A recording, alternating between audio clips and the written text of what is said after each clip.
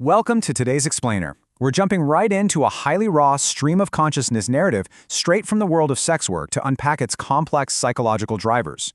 You know, when we look at unfiltered personal accounts like this one, it's incredibly easy to just get lost in the gritty details. But if we take a step back and really look at the structure of the story, we find a truly fascinating case study in human behavior, power dynamics, and honestly, how the mind desperately searches for meaning in chaotic situations. Let's dive in. So we start with a sudden catalyst. Imagine a connection that was completely severed, just left hanging in the void. Then, bam, out of nowhere, a former client reappears after exactly 18 months of total silence. Now, 18 months is a long time in any context, right? But in the fast-paced, transactional world described in our source material, it's literally a lifetime. This abrupt return sets the stage for a seriously high-stakes reunion. The narrator's reaction is super visceral. They're like, damn, what the fuck happened to you for 18 months? They mentioned that even though they were out of town, they texted him all the time and just never got a response. Well, this connection goes from an initial casual text about availability to an actual meetup incredibly fast. Those unanswered texts from the past highlight a lingering attachment that's instantly reignited by just one single message.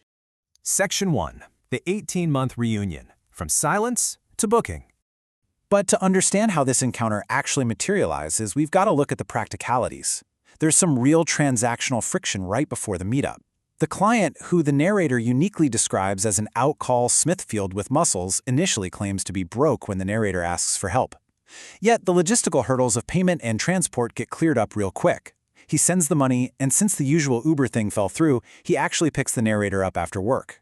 It really shows a strong mutual eagerness to make this booking happen, pushing right past that initial friction. They ended up having a pretty cool time, even though the narrator joked they probably gave him a headache from talking so much. Section 2. The Cipher of 222, Meaning-Making in Chaos. You know, the human brain is basically a pattern-seeking machine. When we feel overwhelmed, we often retroactively assign cosmic destiny to simple coincidences. This is a concept known as synchronicity. To really understand the narrator's mindset here, we have to look at how they use these coincidences to make sense of a really chaotic relationship. When we feel out of control or just swept up in intense emotions, finding a hidden pattern can be incredibly comforting. In this particular narrative, the narrator becomes absolutely fixated on the number 222. They notice that everything during the encounter, from the client's birthday to the specific details of their conversations, allegedly equals out to this cipher. The source material explicitly says, everything I seen today while I was with him was 22. Everything equaled out to 222. It's a textbook psychological example of confirmation bias, right? Every single small detail gets highlighted to fit a pre-existing narrative of fate. And this meaning-making process goes into absolute overdrive when we look at their birth years. The client was born in 1994 and the narrator in 1993. Now, instead of just seeing a super common one-year age gap, the narrator weaves this into this grand tapestry of cosmic connection. They note it's just crazy how everything happens for a reason type shit. It completely elevates a standard transactional encounter into something predestined and deeply special. Section 3. Shifting power dynamics. The psychological draw. This perceived cosmic alignment absolutely fuels some intense physical chemistry. The dynamic between them is so complex. On one side, we have dominant versus submissive traits. On the other, aggressive versus passive-aggressive behaviors. The narrator is deeply drawn to the client's shifting power dynamics. They specifically note how he can change up real quick between being dominant and submissive at the exact same time. And this unpredictability, it doesn't push the narrator away at all. Instead, it acts like a massive magnetic pull. He's like on my level. He just don't know it yet. This perceived mirroring of personalities just skyrockets the sexual tension. It creates a dynamic that the narrator finds, in their own words, amazingly sexual. They genuinely feel they understand a hidden depth to this client, a shared frequency that goes way, way beyond the surface level of a typical booking. Section 4. Crossing Professional Boundaries, Reality and Risks. Now, underneath all that romance and synchronicity lies a total collapse of professional boundaries. Let's unpack some of the slang used in the source text to see the harsh reality of this encounter. Blicking a pipe, or 223, refers to engaging in drug use. Neutrally speaking, we have to observe that during the booking, the narrator engages in drug use right inside the client's house. And the client explicitly rejects this. He states very clearly that he doesn't want that stuff around him or in his home. So this represents a major breach of the client's personal boundaries and comfort zone. Further escalating the physical risk here, we come across the term bare. In the context of sex work, this means engaging in unprotected sexual intercourse or going bareback. The narrator explicitly mentions having sexual intercourse with a bear, which denotes a complete lack of standard safety protocols.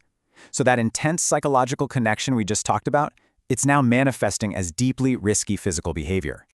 When we actually catalog these boundary-crossing behaviors, admitting to stalking, engaging in unprotected sex, drug use, and totally ignoring explicit client discomfort, it becomes glaringly clear just how dangerous this rekindled connection is on a purely practical level.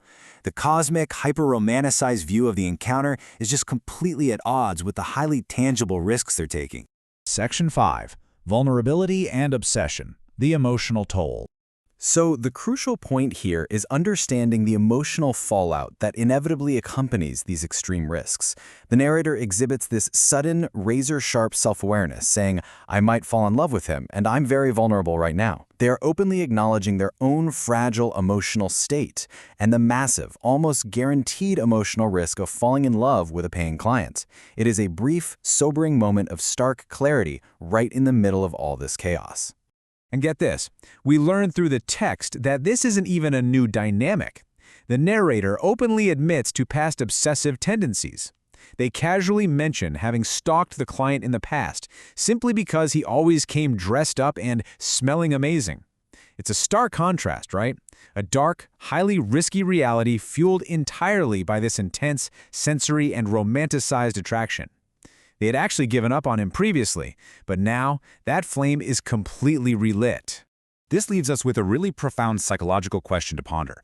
When exactly does a search for cosmic destiny cross the line into a dangerous psychological obsession? I want you to consider how often we retroactively assign fate to purely coincidental, and sometimes downright toxic connections, just because we desperately want them to mean something more. Thanks for joining me on this explainer, and I'll catch you next time.